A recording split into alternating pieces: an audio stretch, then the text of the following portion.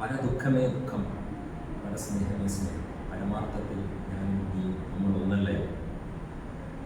മനുഷ്യനെ അവൻ്റെ സൗന്ദര്യത്തെ, അവൻ്റെ ജീവിതത്തിൻ്റെ സന്തോഷത്തെയും സന്താപത്തെയും ഒക്കെ ആവിഷ്കരിക്കുന്നത് സാഹിത്യമാണ്. മഴയും പുഴയും പൂമ്പാറ്റയും എല്ലാം കവിതയിലൂടെ, കഥയിലൂടെ അക്ഷരങ്ങളായി നടക്കുന്ന മനോഹരമായ അനുഭവമാണ് സാഹിത്യത്തിലൂടെ. വായനയും സാഹിത്യവും സംസ്കാരത്തിൻ്റെ പടവാളാണ്. ഞാനിവിടെ ഫിയ കോളേജിൽ നിന്നിട്ടാണ് സംസാരിക്കുന്നത്. ഇന്ന് സ്വാതന്ത്ര്യദിനത്തിൻ്റെ ദിവസം സംസാരിച്ച് ഞാൻ തിരിച്ചു പോകുമ്പോൾ ഇവരെന്നോട് പറയുന്നത് ഞങ്ങൾ ലിറ്ററേച്ചർ ഫെസ്റ്റിവൽ സംഘടിപ്പിക്കുന്നു എന്നാണ്. തീർച്ചയായിട്ടും സന്തോഷമുണ്ട്.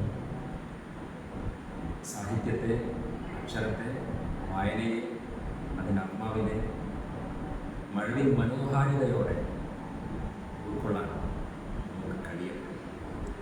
വായന മരിച്ചാൽ പിന്നെ മനുഷ്യനില്ല. ഈ ശ്വാസശേഷിയുള്ള തടിച്ച ശവങ്ങളായി ജീവിക്കാതിരിക്കുക എന്നതാണ് മനുഷ്യൻ ചെയ്യേണ്ടത് ഏറ്റവും വലിയ ഉത്തരവ്. ഈ പെരുവഴിയിൽ ശ്വാസശേഷിയുള്ള തടിച്ച ശവങ്ങളെ പോലെ ജീവിക്കാതിരിക്കുക. മനുഷ്യൻ്റെ ആത്മാവ്, അവൻ്റെ ശ്വാസം എന്ന് പറയുന്നത് വായനയും പഠനവും മനനവും ചിന്തയും ആലോചനയും ഒക്കെ. ബാഫക്കി ലിറ്ററേച്ചർ ഫെസ്റ്റിവൽ ഈ വായനയുടെ വസന്തത്തെ, അതിൻ്റെ മഴവിൽ വർണ്ണങ്ങളെ ഉണർത്താൻ, അതിലേക്ക് വാതിൽ തുറന്നു വെക്കാൻ സാധിക്കട്ടെ. ഇതിൻ്റെ പിന്നിൽ പ്രവർത്തിക്കുന്ന മുഴുവൻ സഹോദരിമാർ, സ്നേഹോഷ്മളമായ അഭിവാദ്യങ്ങൾ, നന്മകൾ. അക്ഷരത്തിൻ്റെ ഒരു പുതുയുഗം പിറവിക്ക് നിങ്ങളുടെ ക്യാമ്പസ് ഈ ലിറ്ററേച്ചർ ഫെസ്റ്റിവൽ നിമിത്തമാകട്ടെ എന്ന് ആശംസിക്കുന്നു, പ്രാർത്ഥിക്കുന്നു, അഭിലഷിക്കുന്നു.